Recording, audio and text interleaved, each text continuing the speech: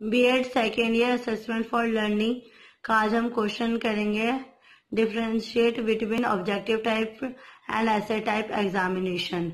Points तीन आपको column बनाना है, एक पॉइंट्स का, एक ऑब्जेक्टिव टाइप का, एंड ऐसे टाइप का।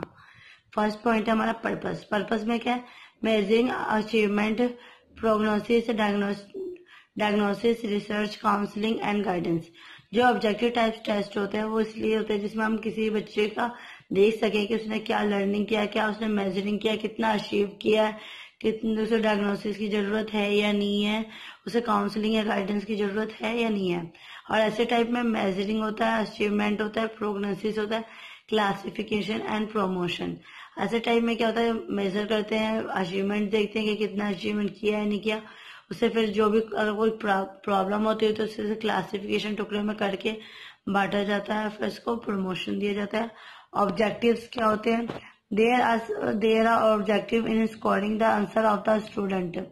इसमें क्या होता है? जो ऑब्जेक्टिव स्कोरिंग होती है वो बच्चों के आंसर पर डिपेंड करती है। The personal factor do not influence scoring for student. इसमें कोई भी पर्सनल फैक्टर का कोई इन्वॉल्व नहीं होता जब बच्चों का टेस्ट होकर उसमें स्कोर्स मिलता है। सब्जेक्टिव टाइप में क्या? They are subjective, the scoring produce highly influence by the personal of the evaluator. इसमें क्या होता है? जो सब्जेक्टिव टेस्ट वगैरह होते हैं, इसमें जो टेस्ट होते हैं उसमें सबसे पहले उन्हें देखा जाता है कि वो बच्चे को उस चीज के बारे में कितना नॉलेज प्राप्त है या कितना उस चीज को जानते हैं, किस तरीके से उसे वो सॉल्व करते हैं। और इसमें जो बच्चा स्टूडेंट होता है उसका वो पर्सनल इफेक्ट भी देखा जाता है कि वो अपने तरीके से किस तरीके से जो क्वेश्चन है सम्स को सॉल्व करते हैं। कंटेंट, इसमें क्या है? It has a high content coverage because large number of items are included in this test. इसमें क्या होता है? जैसे ऑब्जेक्टिव टाइप टेस्ट होता है उसमें 4 को ऑप्शन दिया जाता है और एक पर टिक लगाना होता है। इसमें क्या होता है?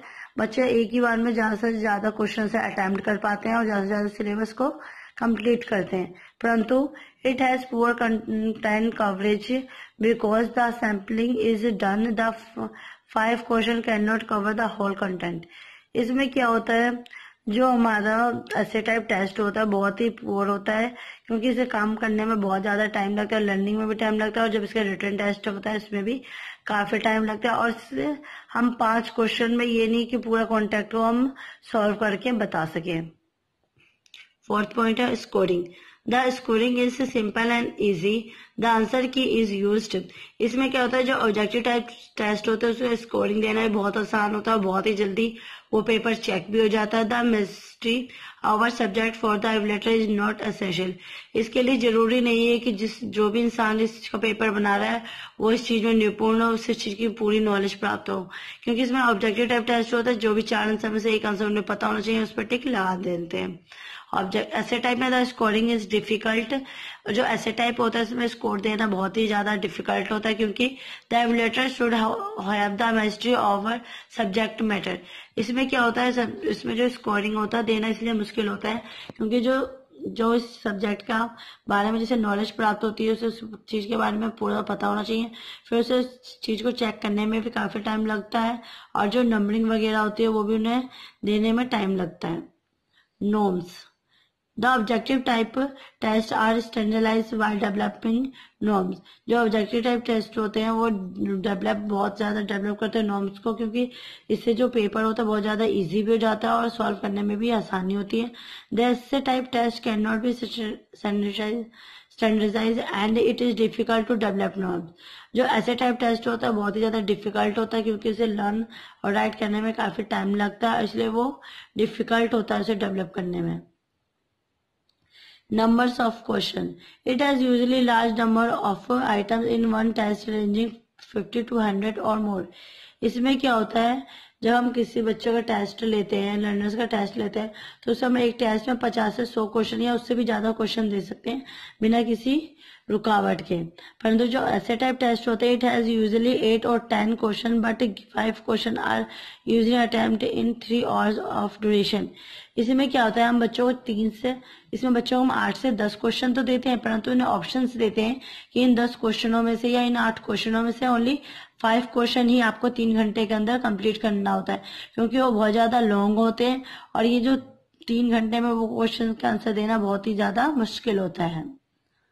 नेक्स्ट पॉइंट है कंस्ट्रक्शन। इसमें क्या है, the construction is difficult, time consuming, costly and needs knowledge and training. इसका जो कंस्ट्रक्शन होता है बहुत ही ज्यादा डिफिकल्ट होता है, क्योंकि इसे करते वक्त बहुत ज्यादा टाइम कंज्यूम होता है, पैसे भी ज्यादा लगते हैं, क्योंकि एक शीट में तो पूरे क्वेश्चन आंसर हो नहीं पाते, क्योंकि एक क्वेश्चन होता है फिर इसके 4 ऑप्शन देने होते हैं, और जिसमें जरूरत भी होती है कि जो भी इंसान इसके बारे में पेपर बनाए उसे इस चीज के बारे में पूरी नॉलेज हो और ट्रेंड हो इस चीज में। परंतु जो ऐसे टाइप है, the construction is essay and economic and needs to be trained. इसमें कहते हैं इसका जो कंस्ट्रक्शन होता है बहुत ही आसान होता है, इकोनॉमिक मतलब ज्यादा एक्सपेंसिव भी नहीं होता, और इसे ज्यादातर जरूरत होती है ट्रेनिंग पर इतनी ज्यादा नहीं होती जितनी की ऑब्जेक्टिव टाइप में होती है। नेक्स्ट पॉइंट है लर्निंग ऑब्जेक्टिव। इसमें क्या था, objective learning test are usually for measuring cognitive lower objective. इसमें क्या होता है, जो ऑब्जेक्टिव टाइप टेस्ट होता है यूजली क्या होता है, वो मेजरिंग करने के लिए होता है, जो बच्चों के कितना दिमाग में आया कितना नहीं आया उसको चेक करने के लिए होता है, जो कि बहुत ही लोअर होता है। They can not be use effectively for affective and psychomotor learning objective. इसमें क्या होता है, ये ज्यादातर, क्योंकि हम इसमें क्या होता है एक आंसर को रट लेते हैं उसी पर टिक लगा देते हैं, इससे हम अपने दिमाग पे भी ज्यादा जोर नहीं डालते और ना इस चीज के ऊपर ज्यादा ध्यान देते हैं। परंतु जो the essay type test are applicable for measuring cognitive and affective higher learning of objectives. इसमें क्या होता है, जो ऐसे टाइप टेस्ट होता है उसमें क्या होता है, जब हम क्वेश्चन आंसर करते हैं तो इससे हमारा जो दिमाग होता है उस पर भी हम जोर देते हैं, जिससे कि हम उस चीज के बारे में सोच के उसे लिखते हैं, जिससे कि जो वो हमारे कॉग्निटिव को भी डेवलपमेंट करता है, अफेक्टिव डेवलपिंग करता है, जिससे कि हम अच्छे से पढ़ाई कर सकते हैं और उस चीज को समझ के उसका आंसर लिखते हैं। नेक्स्ट पॉइंट है रियलेबिलिटी। इसमें क्या, they are highly reliable and various methods are used for estimating the reality index. इसमें क्या होता है, जो रियलेबल होता है बहुत ही हाईली होता है और इसमें बहुत सारे मेथड्स होते हैं इस चीज को कन्वर्ट करने के लिए, समझने के लिए। इसमें they are less reliable and also difficult to estimate the reliability index. ये क्या होता है, बहुत ही कम रियलेबल होता है और इसे डिफिकल्ट होता है इसे एस्टिमेट कहीं भी समझाने बताने के लिए, क्योंकि इसे समझाने और बताने में बहुत ही ज्यादा टाइम कंज्यूम होता है। नेक्स्ट पॉइंट है प्रिपरेशन ऑफ स्टूडेंट्स। बच्चों को कैसे प्रिपेयर किया जाए। दिन this type of student have to study thoughtfully the minute concept which are prepared. इसमें क्या होता है, जो बच्चे होते हैं फटाफट रेक्टिफिकेशन कर लेते हैं और बहुत ही जल्दी से लर्न करके प्रिपेयर करके तैयार होके बैठ जाते हैं, और इसमें बच्चों के जो मार्क्स होते हैं वो भी अच्छे आ जाते हैं। परंतु जो ऐसे टाइप टेस्ट है, is this type of test student have to prepare broad and important concept. Essay type test में क्या होता है, जो बच्चे होते हैं जो बोर्ड लाइन होती है उससे तैयार करते हैं, या फिर जो इम्पोर्टेंट क्वेश्चंस बताती हैं, इम्पोर्टेंट कॉन्सेप्ट जो मैम बताती है वो चीज को उन्हें अच्छे से पढ़ते हैं। Sample papers are used.